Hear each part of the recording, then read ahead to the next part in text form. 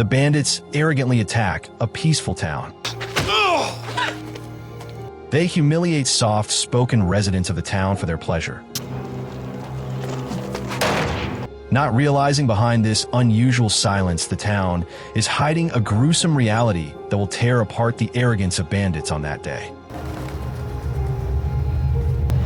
Welcome back to Paramount Recapped. I don't have many subscribers, but your single comment is a ray of hope to motivate me. Blackjack Britton rolled into the dusty little town of Sweetwater with his right-hand man, Kevin Guthrie, and the rest of their crew riding close behind.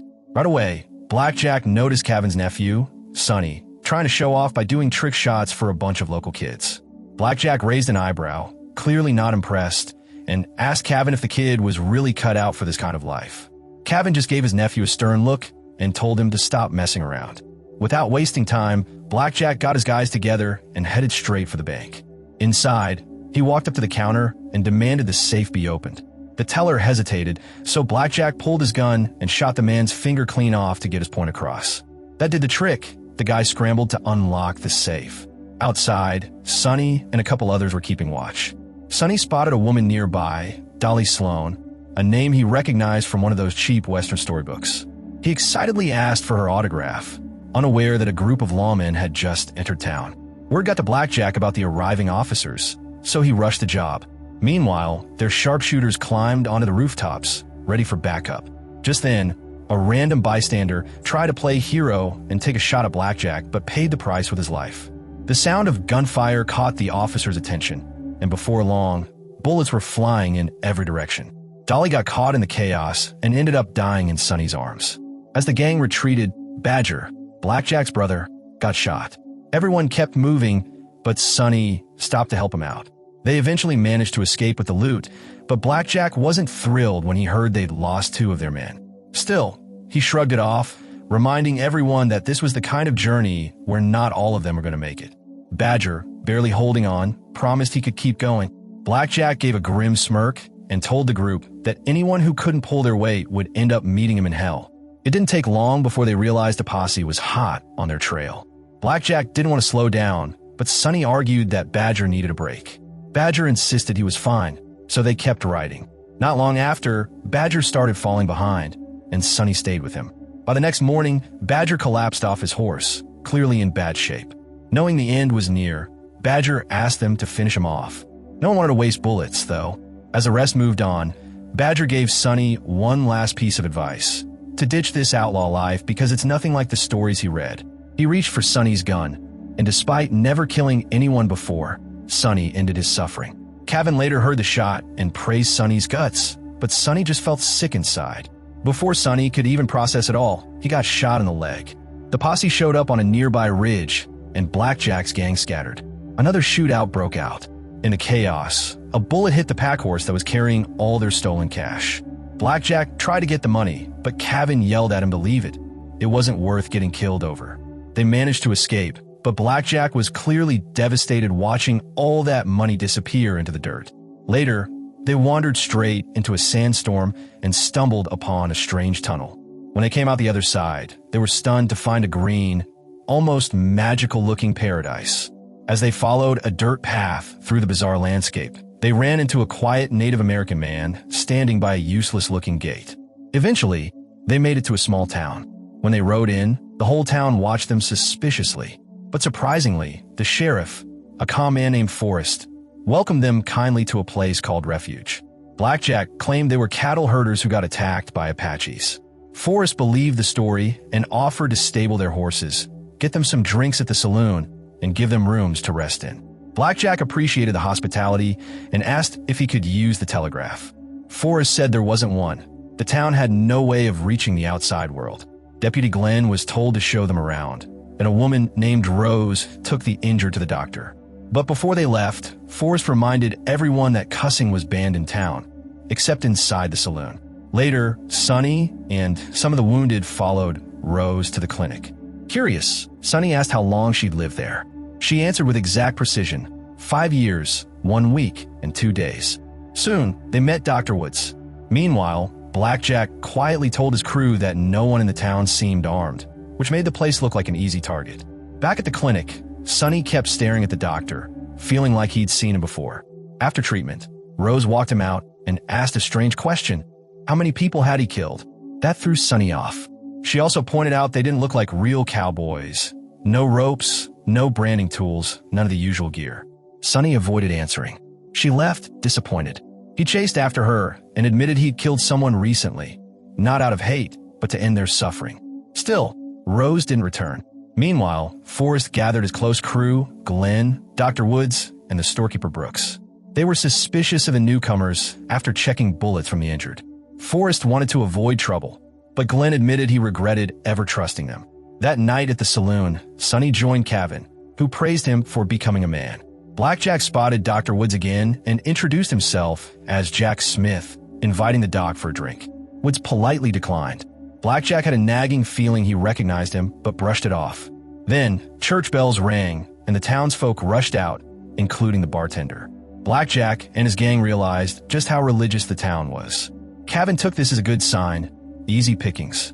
After the service, Sonny found Rose again and told her the truth. He didn't let the man suffer. He ended his misery. He also said he was trying to change because he liked her. She softened a bit. Just then, a drunk Cavan barged in, got mad that Sonny was chatting with her, punched him, and even threatened Rose. Forrest stepped in, and when Cavan pulled a gun, Sonny decked his own uncle. When Sonny asked if Cavan would be jailed, Forrest said they didn't have one.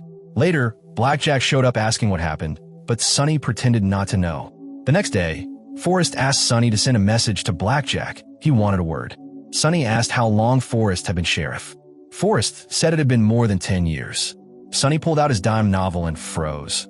Forrest looked just like Wild Bill Hickok.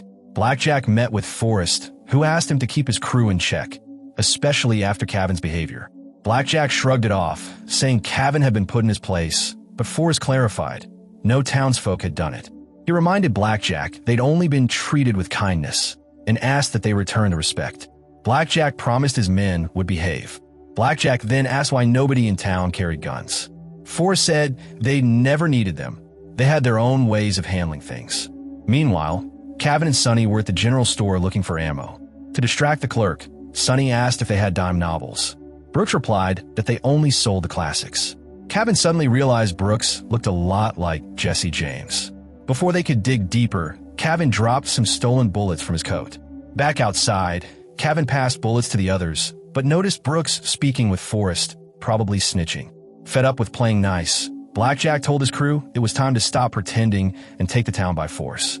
Right after that tense moment, Blackjack's guys came storming through the town on horseback like they owned the place, chucking knives at the church doors without a care. Forrest saw it happening and ran over to plead with Blackjack to call off his men.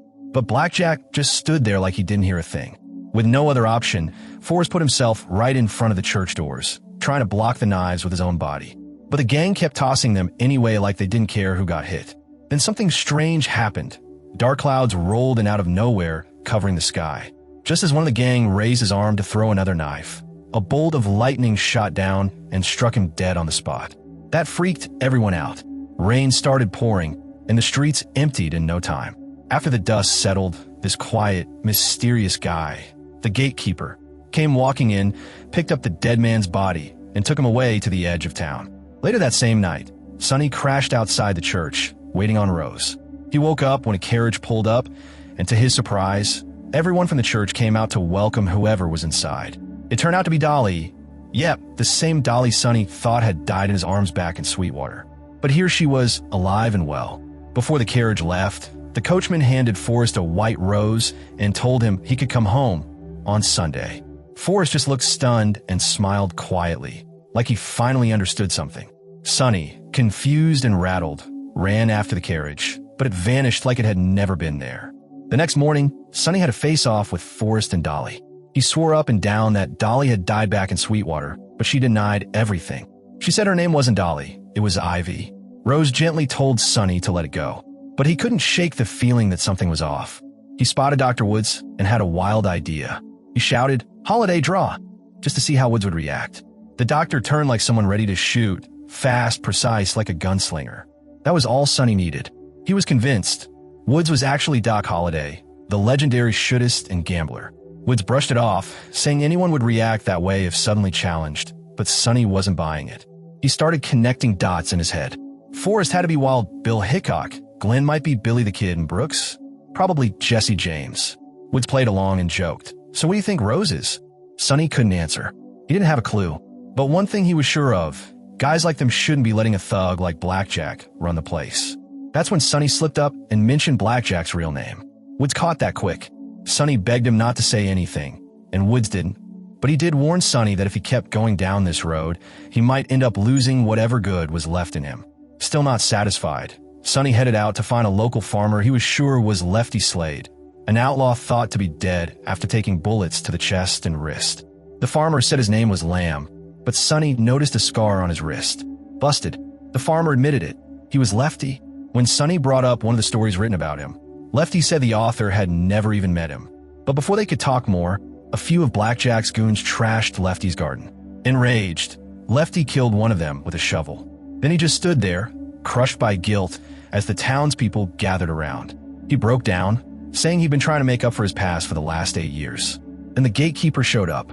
Lefty gave his neighbors a tearful goodbye and walked off with the gatekeeper, who came back alone a few minutes later. Meanwhile, chaos in Refuge was growing worse thanks to Blackjack's crew. Forrest had enough. He called Blackjack by his true name and told him to pack up and leave with his gang. But Blackjack, cocky as ever, tried to take a swing at him. Forrest dodged it with ease.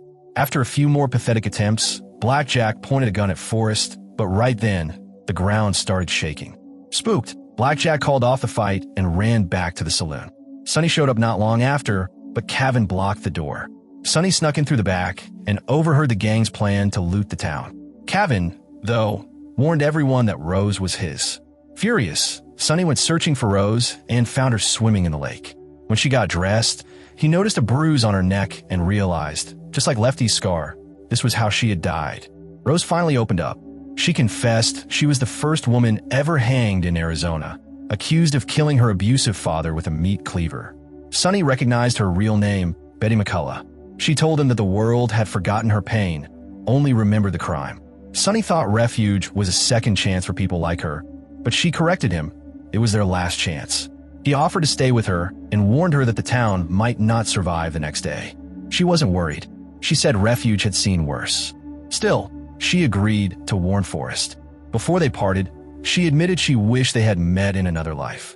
When Sonny tried to kiss her, she turned away. That night, Sonny joined the townsfolk at church and learned the truth. Refuge wasn't just a town. It was a place between life and death, like purgatory. If the people living there could avoid giving into their past temptations for 10 full years, they'd get to move on to heaven. But just one slip-up could doom them forever. Forrest had less than a day left until his time was up. That's why he had tolerated Blackjack for so long. Sonny felt betrayed. Why wouldn't they fight back? But soon after, he was jumped by Blackjack and Cavan. The townspeople heard the beating but didn't step in. They were afraid of risking their own shot at redemption. Sonny was left unconscious and bloody.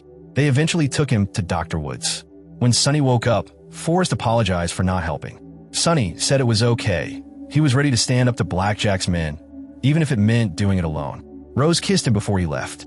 The next morning, weak but determined, Sonny got ready. Rose and others begged him to stop, but he marched on. The church bell rang, drawing everyone in. As Rose was pulled inside, Sonny shouted that he loved her. Forrest, watching all this, finally snapped out of his passive state. Inspired by Sonny's bravery, he decided to stay. He had been selfish, holding on to his own salvation, but now he wanted to fight. Woods reminded him he had 5 hours left. Forrest tossed the white Rose away and picked up his gun. Glenn and Brooks, moved by Forrest's choice, also decided to stand their ground. Blackjack got his men together and told them to torch the place. Sonny and the others showed up, offering Blackjack one last chance to back off. His men tried to ambush them, but Woods saved the day. Then chaos broke loose. The stables erupted, horses ran wild, and the town exploded into a shootout. The reformed gunmen, Forrest, Glenn, Brooks, and Woods, fought like old times. Sonny hesitated to shoot Cavan, but his uncle didn't. Cavan shot him in the arm. Glenn tackled another guy and pretended to be dead, only to shoot him point blank later. They took out most of the gang. Rose ran to Sonny, but Cavan shot him. Sonny managed to fire back and kill him, but he was hit in the chest. Strangely, Sonny didn't feel any pain, like he wasn't really dying. Forrest realized what that meant. Sonny had earned his place in refuge. Then Blackjack showed up and challenged Forrest by name. Forrest shot him once, and Blackjack, thinking he'd made it into refuge too, laughed. But Forrest shot him again, this time in the head, making sure he didn't get in. The gatekeeper returned to drag Blackjack and Cavan's bodies away. He took them to a lava pit and tossed them in without a second thought. Later, Forrest, Glenn, Woods, and Brooks got ready to leave. The coachman came to take them. He said the creator had seen their actions and approved. As the four got in, the coachman invited Sonny too. But Sonny declined. He wanted to stay with Rose. Forrest handed him his badge and made Sonny the new sheriff of refuge. As the carriage headed toward heaven, the town was finally at peace.